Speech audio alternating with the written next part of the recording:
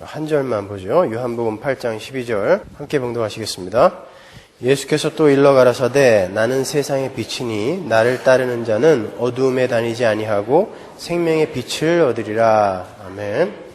우린 지난주에 8장 서두에 기록된 간음한 여인에 대한 유대인들의 송사에 관한 이야기를 공부하면서 그 속에 담겨있는 예수 그리스도의 대속, 십자가의 은혜를 깊이 상고해 봤습니다. 우리는 그 에피소드를 통해서 주님은 스스로 간음한 여인이 되어서, 본인이 간음한 여인이 되어서 돌에 맞아 죽어야 할 여인을 살려내시고 자신이 저주의 돌에 맞아 죽으시는 형국으로 구속 사역을 완성하신다라는 사실을 우리는 그 한편의 짧은 드라마 속에서 확인할 수 있었습니다. 지난번에도 말씀드린 것처럼 괄호로 묶여있는 그 8장 서두의 이야기를 빼고 7장 52절과 8장 12절을 연결시키면 아주 자연스럽게 문맥이 이어진다 그랬죠.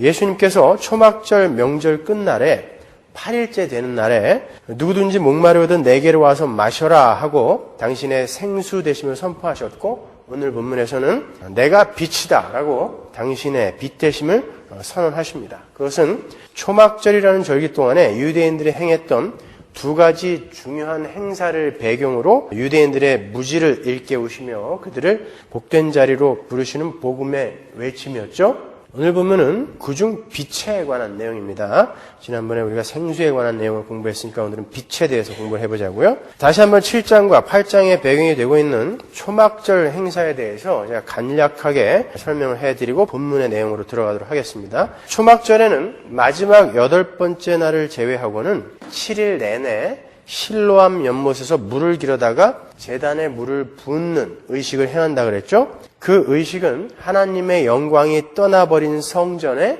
다시 하나님의 영광이 충만하게 임하여 화려한 다윗 왕국을 회복시켜 주시기를 기대하는 간절한 유대인들의 염원이 담긴 의식이라고 했어요. 우리가 에스겔서에서 찾아봤죠. 그렇죠? 아울러 광야에서 반석에서 물을 내어서 그들의 인간적인, 육신적인 갈증을 해결해 주신 하나님의 은혜를 기리는 의식이기도 했습니다.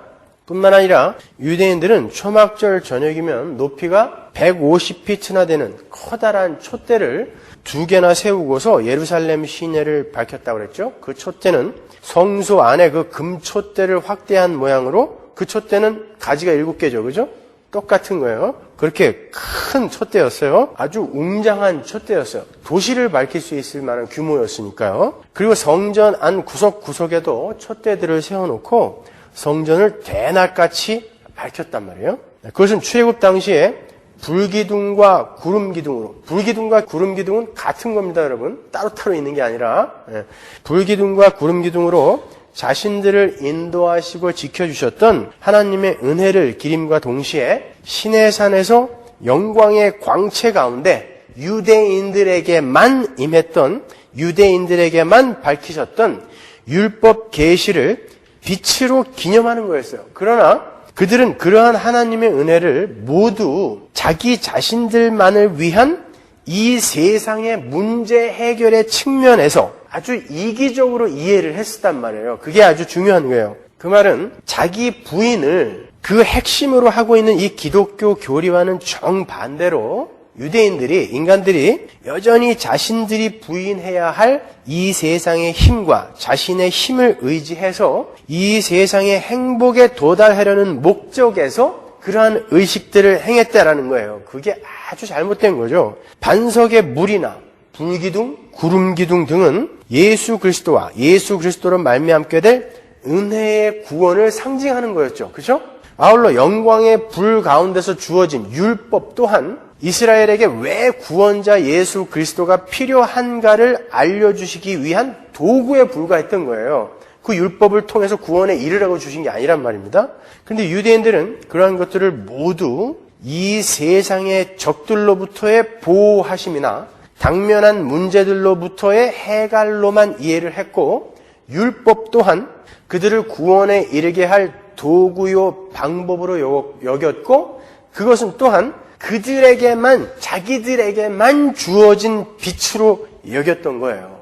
그래서 그들은 초막절이 되면 그렇게 자기들만을 선민으로 선택하셔서 풍성한 수확마저, 초막절이 지금 수장절이니까, 그죠? 추수감사절인 말입니다.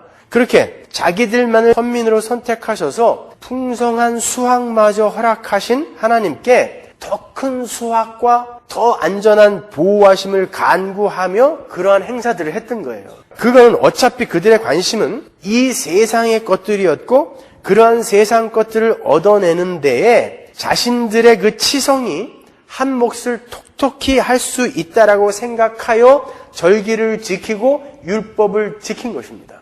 자, 거기에다 대놓고 예수님이 아니다라고 그들의 모든 행위들을 부정해 버리시는 거예요. 여러분은 율법과 이스라엘의 절기가 무엇을 상징하는 것인지 이미 배우셨기 때문에 이스라엘의 그러한 기대와 염원이 얼마나 어리석은 행위인지 잘 아실 거예요.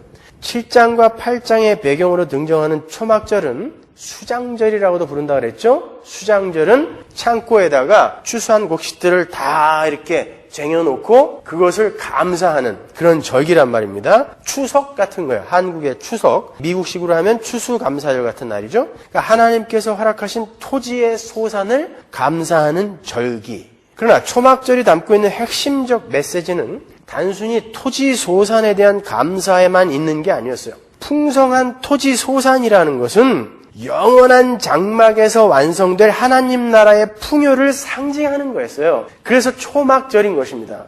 그 하나님 나라의 풍요는 예수 그리스도의 희생으로만 말미암는 것임을 담지하고 있는 게 초막절이 담고 있는, 초막절이라는 절기가 담고 있는 내용이란 말이죠. 그런데 유대인들은 그냥 그 초막절을 이 땅의 소산, 이 세상에 힘을 주신 하나님께 대한 감사, 그런 감사를 드리는 절기로만 생각을 했단 말입니다. 레위기 23장에 가면 초막절에 대한 자세한 이야기가 나와요. 레위기 23장 39절 보세요. 너희가 토지 소산 거두기를 마치거든 7월 15일부터 7일 동안 여호와의 절기를 지키되 첫날에도 안식하고 제8일에도 안식할 것이요 첫날에는 너희가 아름다운 나무 실과와 종려가지와 무성한 가지와 시내버들을 취하여 너희 하나님 여호와 앞에서 7일 동안 즐거워할 것이라. 너희는 매년에 7일 동안 여호와께 이 절기를 지킬지니 너희 대들의 영원한 규례라. 너희는 7월에 이를 지킬지니라. 너희는 7일 동안 초막에 거하되 이스라엘에서 난 자는 다 초막에 거할지니 이는 내가 이스라엘 자손을 애굽 땅에서 인도하여 내던 때에 초막에 거하게 한 줄을 너희 대대로 알게 함이니라. 나는 너희 하나님 여호와니라. 43절을 보면 초막절이 담고 있는 내용이 분명히 나오죠. 초막절은 단순히 풍성한 수확을 즐기고 감사하는 절기가 아니라 이스라엘이 지금 누리는 풍요가 그들이 하나님의 은혜로 애굽에서 나오게 된 결과라는 것을 대대로 알게 하기 위해 주신 절기라 그러죠. 그죠? 그러니까 갑자기 초막절에서 유월절이 등장하는 거예요, 지금. 다른 말로 구원의 시작과 완성은 초막절이라는 것은 나중에 이제 거룩한 성 새 예루살렘으로 내려오는 그 장막, 그걸 이야기하는 거예요. 예표하고 있는 거예요. 상징하고 있는 거란 말입니다. 그러니까 그 초막절, 구원의 완성은 모두 예수 그리스도로만 말미암는 것임을 웅변하는 것이 초막절인 거예요. 예수 그리스도가 뭐예요? 유월절 어린 양이니까 초막절에 유월절을 기억하게 한다니까요. 거기에서 너희들이 나왔다라는 것을 기념하는 것이 초막절이라고 이야기하지 않습니까? 그러니까 초막절은 유월절을 전제하지 않고는 존재할 수 없는 절기인 거예요. 그죠? 애굽에서 나오던 날 유월절 어린 양의 죽음으로 이스라엘의 장자들이 살아난 그 사건을 초막절에 기억하라라고 이야기하잖아요. 그러니까 초막절은 유월절을 전제하지 않고는 있을 수 없는 날이다라는 것이 초막절 안에 이미 들어있는 거죠. 그죠? 마찬가지로 유월절 또한 유월절 어린 양이신 예수 그리스도에서 시작하여 이제 완성이 될, 그건 유월절은 구원의 시작이지만 그 유월절 또한 초막절, 완성을 미리 담지하고 있단 말이에요. 한번 볼까요? 출애굽기 12장 8절 보세요. 그 밤에 그 고기를 불에 구워 무교병과 쓴 나물과 아울러 먹되 날로나 물에 삶아서나 먹지 말고 그 머리와 정강이와 내장을 다 불에 구워 먹고 아침까지 남겨두지 말며 아침까지 남은 것은 곧 소화하라. 24절 보세요. 너희는 이 일을 규례로 삼아 너희와 너희 자손이 영원히 지킬 것이니 너희는 여호와께서 허락하신 대로 너희에게 주시는 땅에 이를 때에 이 예식을 지키라. 이 예식이 뭐예요? 유월절 예식을 어디서 지키라고요? 가나안에 들어가서 지키라는 것입니다. 여기 보시면 하나님께서 유월절을 제정하시고 그들에게 그 유월절에 먹어야 할 음식을 정해주시는데 그 음식 중에 무교병과 쓴 나물이 있어요. 자, 그 무교병과 쓴 나무는 광야에서 구할 수 있는 거예요, 없는 거예요? 못 구하죠. 광야에서 농사 못 지니까. 짐승은 구할 수 있어요. 근데 광야에서 구할 수 없는 거를 6월절에 제정해 주세요. 6월절 음식으로. 무교병과 쓴나물 등의 곡식은 이스라엘이 가나안에 들어가서 농사를 지어야 비로소 얻을 수 있는 것들이죠. 그죠? 뿐만 아니라 6월절 다음 날부터 일주일간은 무교절이에요. 그때는 무교병만 먹어야 돼요.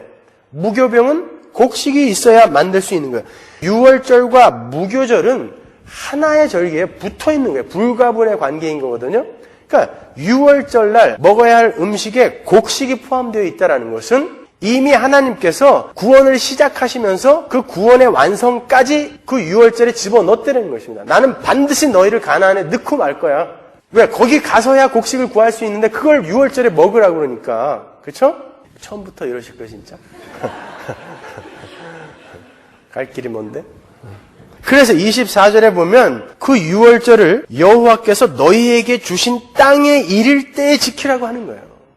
그러니까 6월절은 초막절을 벌써 담고 있는 절기고 초막절은 6월절을 전제하는 절기인 거예요. 그 말은 그 두 절기 모두가 예수 그리스도로 완성될 구원과 하나님 나라라는 십자가 복음을 완벽하게 내포하고 있는 절기들인 것이죠. 그렇죠?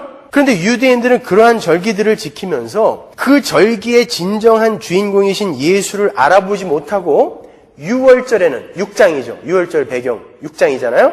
6장에서 6월절에는 이 세상에 떡을 달라고 조르고 있었고 초막절을 배경으로 하고는 7장 8장에서는 이 세상의 물, 이 세상의 빛으로 자기들의 이 세상의 앞날을 비춰달라고 하고 있는 것입니다. 그러니까 예수님이 그들에게 가서 내가 생수고 내가 빛이라니까 라고 초막절 마지막 날에 이야기하는 거예요.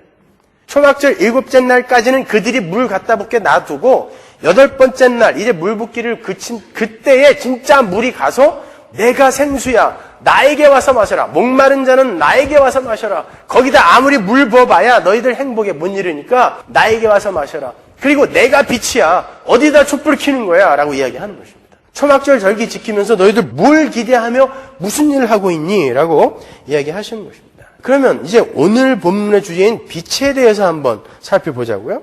우리가 지난주에 공부한 간음한 여인의 그 송사 사건을 잠시 떠올려 보세요. 거기에 지금 이 빛의 이야기가 붙어 있으니까 그 이야기와 연결이 되어야 될 거 아닙니까? 그죠? 문맥상 거룩한 물이시며 말씀이신 주님이 민수기 5장에서 봤죠. 그죠? 거룩한 물이셨어요. 그분은 토기에 담긴 거룩한 물. 그분이 티끌을 담는 거죠. 그죠? 근데 그 티끌이 죄인에게 가서 그 사람이 진짜 죄인이면 죄인임이 드러나고 죄가 없는 자는 죄 없는 자로 밝혀지는 거예요. 그렇죠? 그렇게 주님이 거룩한 물이시며 내가 생수다라고 외치고 바로 그분이 그 물이 간음한 여인의 사건에 등장하는 거예요. 그 거룩한 물이 티끌, 흙에다가 말씀을 쓰고 있죠. 그죠? 말씀이 흙과 거룩한 물이 흙과 섞이는 거예요. 민수기 5장에 그 얘기가 그림으로 나오는 거예요. 여기서. 그렇게 섞여서 주님이 티끌을 품어 안고 섞여서 자기들이 유대인들의 빛이라고 생각하는 율법을 들어서 간음한 여인을 송사하던 그 죄인들 앞에 딱 서자 죄인들의 죄가 밝히 드러나고 그들이 양심에 찔렸다고 그러죠. 그죠? 그리고 죄 없는 자가 돌로 쳐라 했더니 죄가 밝혀져서 다 도망가 버렸잖아요. 죄가 다 드러나 버렸단 말입니다. 그러니까 누가 빛이고 누가 어둠이에요. 거기에서. 도망간 놈들이 죄가 드러나서 도망간 놈들이 어둠이고 그걸 밝혀버린 예수님이 빛이잖아요. 거기에 이 얘기가 붙어 있는 거예요. 내가 빛이다 말입니다. 내가 빛. 그러니까 어두움은 자기들의 가능성과 자존심을 여전히 붙들고 율법을 지켜서 의에 이를 수 있다, 행복에 이를 수 있다라고 믿는 모든 사고와 행동을 가리켜 어두움이라고 하는 거고 지금 우리가 7장까지 공부한 전체 내용이죠. 그게. 그죠? 자기의 힘을 의지하고 창세기에서 공부하는 것도 그거고요. 성경 전체가 그 얘기하는 거예요. 그게 어두움이고 그 반대로 원수들의 구원을 위해서 자기가 간음한 여인이 되어 돌에 맞아 죽는 완전히 다른 삶이죠. 그건. 그죠? 한쪽은 원수를 위해 자기가 돌에 맞아 죽는 완전히 자기를 부인하고 자기가 약한 자가 되어버리는 그런 삶이고 한쪽은 자기의 가능성과 자기의 힘을 여전히 의지하여 율법을 나는 지킨다고 생각하고 그 율법으로 남을 정죄하여 내가 높아지려고 하는 자들 둘로 딱 갈라지는 거 아닙니까? 그래서 예수님이 빛이고 자기의 힘을 여전히 의지하고 있는 걸 어둠이라고 지금 밝히고 있는 것입니다. 니들이 어둠이고 내가 빛이다라고 이야기하는 거예요, 지금요. 여러분이 이 대조를 항상 머릿속에 두고 계셔야 돼요. 성경 전체를 읽으실 때 다. 그런데 오늘 본문에서도 그렇고 마태복음 5장 14절에도 보면 주님께서 우리 성도를 가리켜서 너희는 세상의 빛이다 그래요, 또. 그리고 오늘 본문에도 나를 따르는, 빛인 나를 따르는 자들은 생명의 빛을 얻으리라 그러죠. 그죠? 빛인 나를 따르는 자가 빛이다라고 이야기를 한단 말입니다. 그러니까 우리 성도들도 예수님과 같은 빛이기에 우리 성도도 당연히 빛이신 예수님처럼 십자가의 삶을 사는 거예요. 예수님이 자기를 빛이라고 하셨는데 어떤 이야기를 근거로 날 빛이라고 했냐면 내가 간음한 여인이 되어 내가 돌에 맞아 죽는 그 삶을 사는 그 모습을 근거로 내가 빛이라고 했으니까 빛인 우리도 바로 그리로 초대하는 거예요. 나를 따르라고 이야기하지 않습니까? 따라서 우리가 빛으로서 이 땅에서 사는 길은 유대인들처럼 자신의 가능성과 자존심을 지키기 위해서 자기의 힘을 의지하여 행복에 이르려 다른 이들을 밟아버리는 그러한 삶에서 벗어나서 원수를 위해 자신의 손해와 상함을 감수하는 예수 그리스도의 십자가의 삶을 사는 것을 말하는 거예요. 그게 빛의 삶인 거예요. 맞습니까? 네. 오늘 본문을 다시 한번 읽어볼게요. 8장 12절 보세요. 예수께서 또 일러 가라사대 나는 세상의 빛이니 나를 따르는 자는 어두움에 다니지 아니하고 생명의 빛을 얻으리라. 여기서 따르다라고 번역이 된 헬라어 아콜루테오라는 이 단어는 함께 같은 길에 있다, 동행하다 이런 뜻이에요. 예수님과 같이 동행하다, 함께 같은 길을 걸어가다라는 뜻이에요.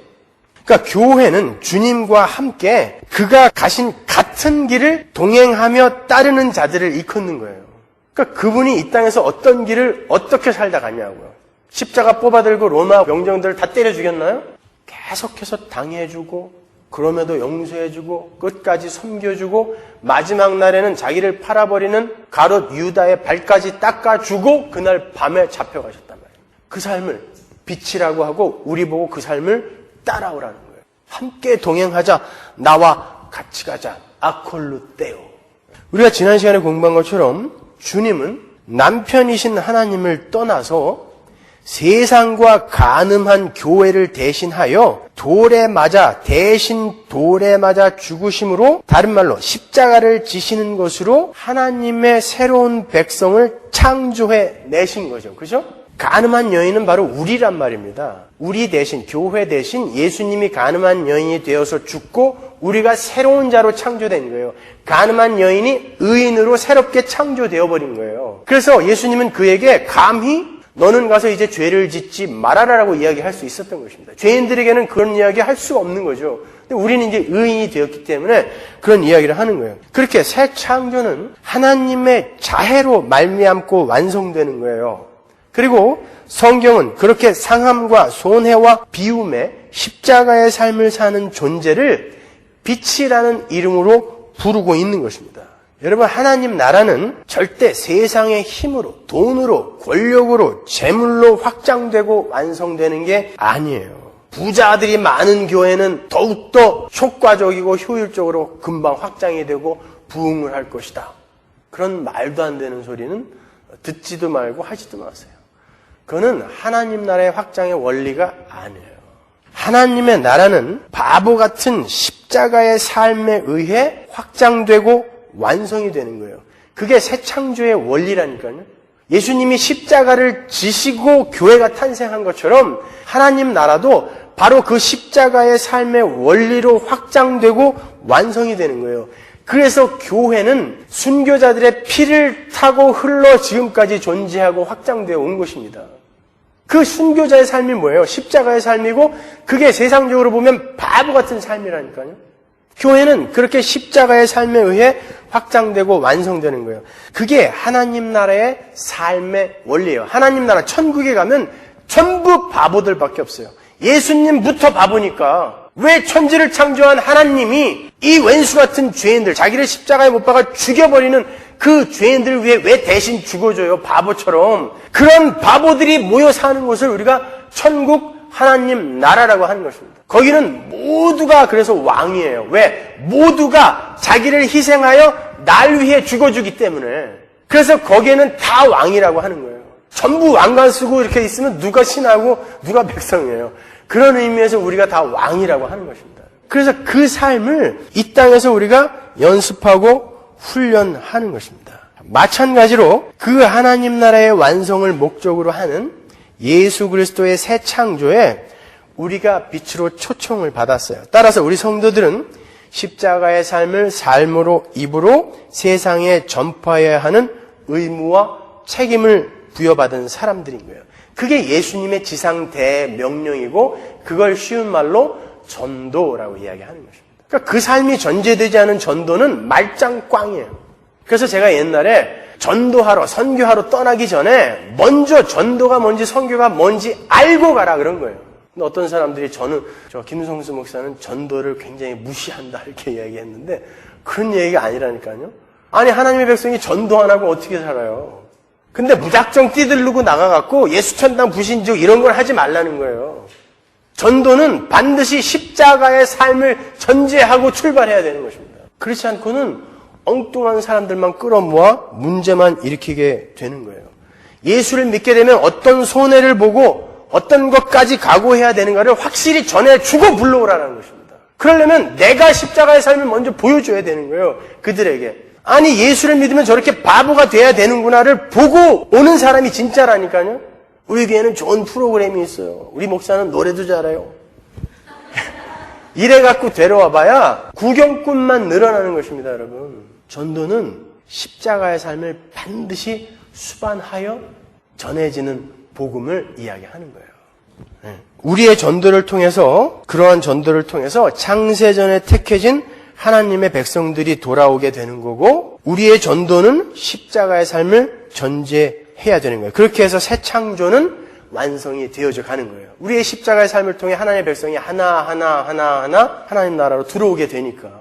그러니까 십자가로 하나님 나라가 완성된다라는 건 확실한 거죠, 이제. 그렇죠? 세상의 힘으로 교회는 절대 확장되거나 완성될 수가 없는 것입니다. 우리는 그렇게 십자가를 지신 예수님을 따라가면서 작은 빛으로서의 삶을 살아야 되는 거예요. 십자가는 그런 거예요. 언뜻 보면 패배의 현장 같아 보이지만 그것보다 멋진 승리의 현장은 이 역사 속에 두 번 다시 일어날 수가 없는 것입니다. 빛으로 부름받은 성도는 바로 그 십자가의 삶 속에서 승리를 거두는 그런 역설의 삶을 사는 거예요. 원수를 위해서 내가 대신 죽어주는 십자가라는 그런 바보 같은 삶이 하나님의 뜻을 온전히 이루는 삶인 것입니다. 예수님의 십자가상에서의 가상칠언을 잘 연구해보면 언뜻 모순이 되는 듯한 말이 있어요. 예수님은 나의 하나님 어찌하여 나를 버리셨나이까? 엘리 엘리 라마 사박다니 라고도 말씀하셨고 테탈레스타이 다 이루었다라고도 말씀하셨어요. 하나님께 버림받은 게 다 이룸과 어떻게 조화가 되나요? 왜 하나님 나를 버리셨어요? 라고 얘기하고 조금 있다가 다 이루었다라고 이야기했단 말입니다. 그것은 조화가 안 되는 말 같아 보이지 않습니까? 예수님은 항상 당신이 아버지와 함께 계시다라는 것을 반복하여 말씀하셨죠. 그렇죠? 그 일치감이 어느 정도냐 하면 아버지가 내 안에 계시고 내가 아버지 안에 있다라고 말씀하실 정도였어요. 일체다라는 거예요. 우리는 일체다. 이 말씀은 하나님이 바로 나고 내가 곧 하나님이다라는 말씀이에요. 그래서 예수님께서는 말씀조차 자기 마음대로 안 했다 그러죠. 그죠? 아버지가 시키는 말만 했다 그러죠. 일체니까, 둘은 일체니까. 그런데 이렇듯 아버지 하나님과 일체감을 강조해 오셨던 예수님께서 십자가 위에서는 버려짐을 느끼고 계세요. 그죠?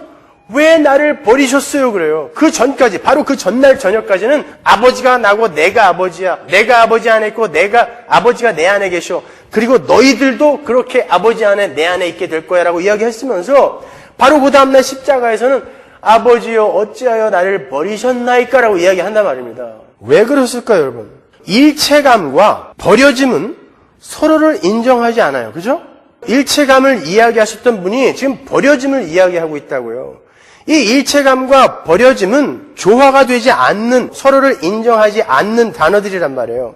버려졌다라는 말씀은 아버지와 분리가 되었다라는 것을 뜻하고 아버지와 분리가 되었다라는 것은 다 이루지 못했다라는 것을 뜻하는 것인데, 아버지와 분리가 되고 아버지에게 버려짐을 당한 그 자리에서 예수님이 다 이루었다, 아버지의 뜻을 이제 다 이루었다라고 이야기한단 말입니다. 그 안에 복음의 진리가 숨어 있는 거예요. 잘 생각해 보면 하나님으로부터 버려짐을 당할 수 있는 분은 딱 한 분밖에 없어요. 예수 그리스도.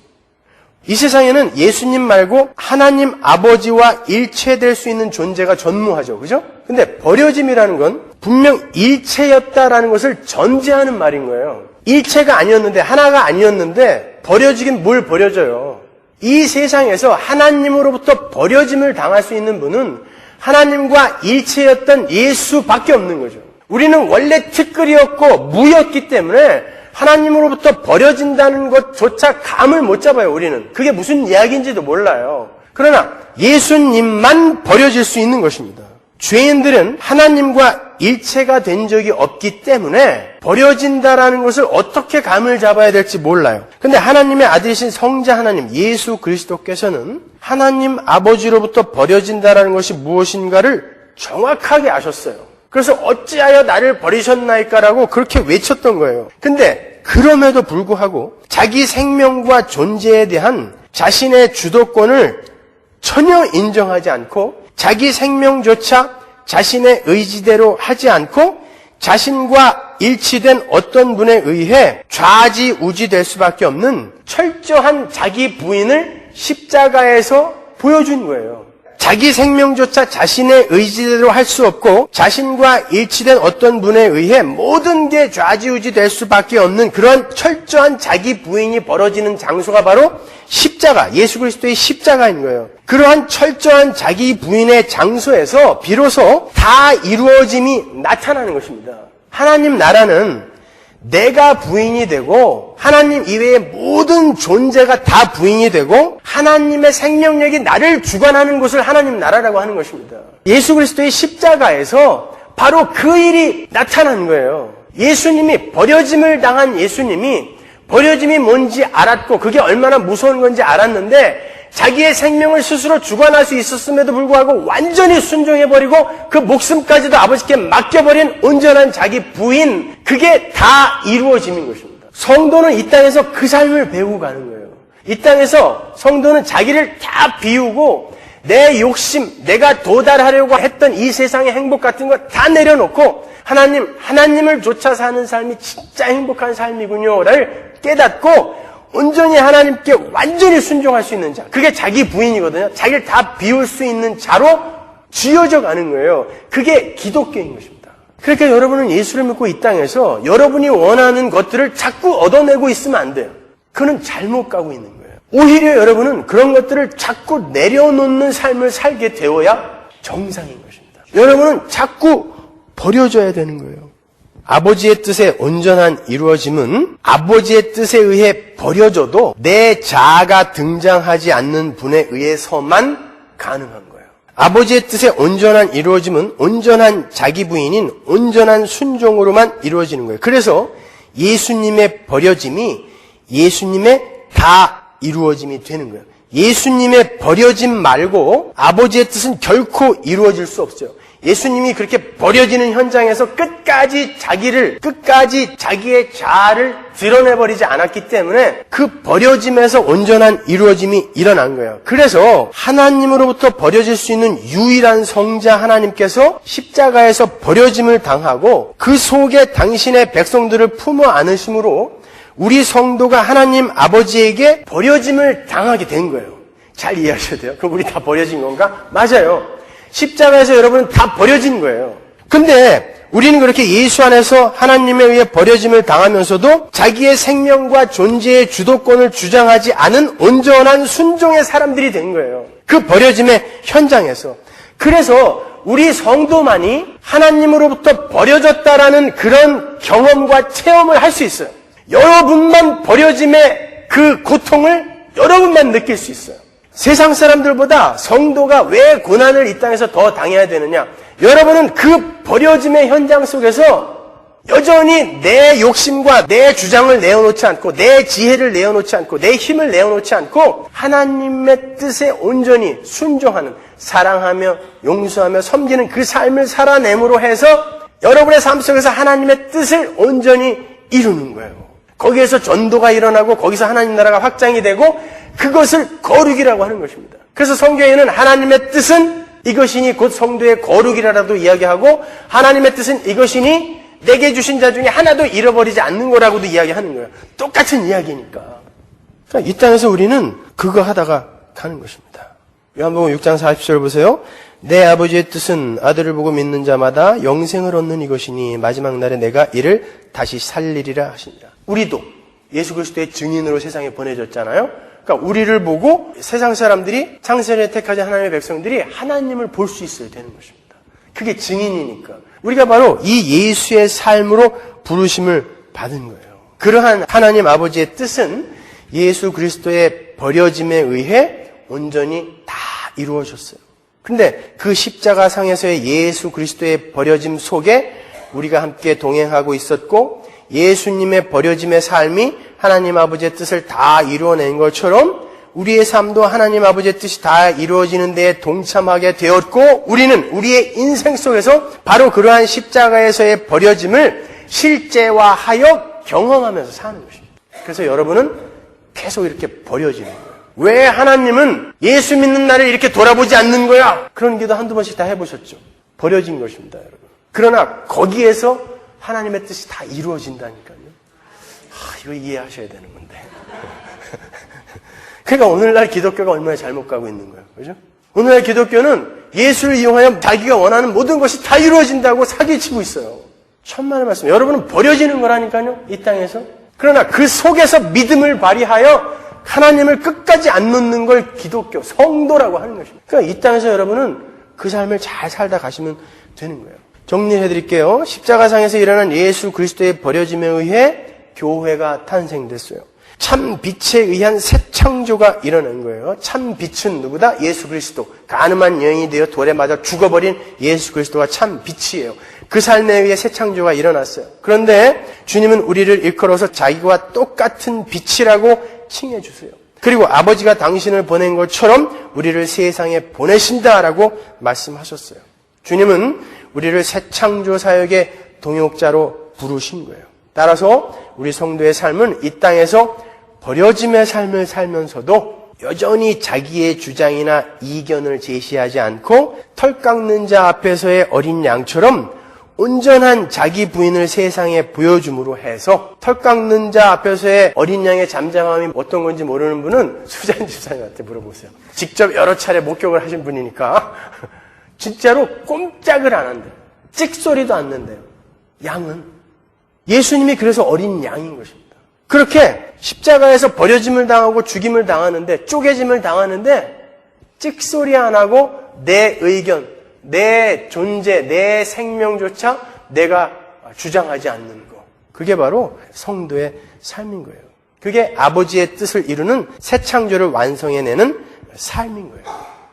우리가 쉽게 오해하는 것이 예수님이 육체를 입고 있는 사람들을 대표해서 버려지셨다라는 것을 그냥 모델화하는 거예요. 그걸 경계해야 되는 거예요, 여러분요. 그건 단순히 모델로서 우리에게 주어진 게 아니라 그게 우리 거라니까요. 사람들은 그 십자가가 우리를 구원했으니까 우리는 이제 이 땅에서 부귀영화 만사형통의 길만 간다라고 착각하고 있어요. 아니요. 예수님은 우리와 연합이 되어서 십자가에서 버려짐을 당했죠. 그죠? 로마서 5장에 자세히 나오죠. 마찬가지로 우리는 이 세상에서 그분의 버려짐을 동일하게 체험하면서 새창조 사역을 거들게 되는 것입니다. 우리를 그 새창조 사역의 동역자로 하나님이 불러주셨단 말이에요. 어두운 분이 이 세상에 빛이 오셔서 십자가를 지시고 아버지 하나님께 버림을 당하시면서도 완전한 순종을 하심으로 아버지의 뜻을 다 이루신 것처럼 우리 성도도 이 세상의 빛으로서 참 빛이신 예수의 빛을 따라 하나님께 버려짐을 당하는 모습으로 산다 할지라도 내가 손해보고 상하고 있는데 하나님이 안 말려주시고 계속해서 나와 무관한 삶을 사는 것처럼 보이잖아요. 그러니까 오죽하면 욥이 하나님 도대체 어디 계세요? 좌로 봐도 없고 우로 봐도 안 계시네요. 그러잖아요.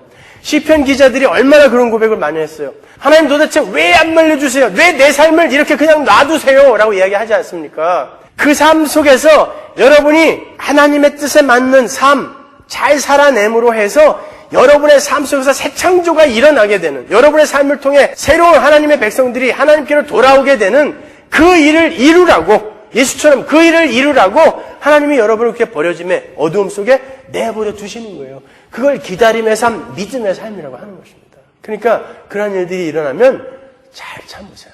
잘 이기셔야 되는 거예요. 그래서 때때로 성도의 삶에 아버지로부터 버려짐을 당한 것 같은 일들이 일어나는 것입니다. 그러나 그게 잘 가고 있는 거예요. 그러니까 기죽거나 주눅들지 마세요. 제가 오늘 그것을 구약과 연결하여 끝까지 설명을 해드리려고 했는데 그러면은 또 시험 드는 분들이 많을 것 같아서 자, 다음 주에 그거는 제가 설명을 해드릴게요. 구약에도 똑같은 그림들이 계속 반복되고 있어요. 창세기 얘기, 출애굽기의 이야기, 사사기의 이야기, 열왕기 상하 이야기, 역대서의 이야기, 선지서 이야기 다 똑같은 이야기예요.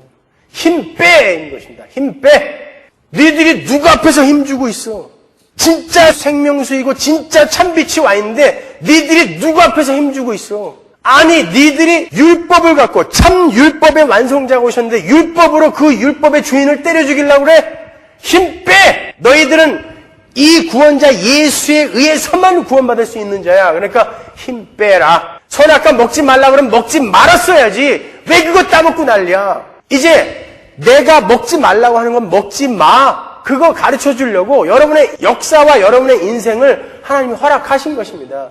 그러니까 우리는 이 역사와 인생 속에서 그거 배우고 가면 되는 거예요. 하나님이 먹지 말라는 건 안 먹는 게 최고구나. 거기서 벗어나는 것입니다. 그거 배우고 가면 되는 거예요. 그러니까 예수 믿고 부자 될 생각하지 마세요. 예수 믿고 병 안 걸릴 거라 생각하지 마십시오, 여러분. 여러분은 예수 믿고 자꾸 버려지게 될 거고 자꾸 쪼개지게 될 거예요.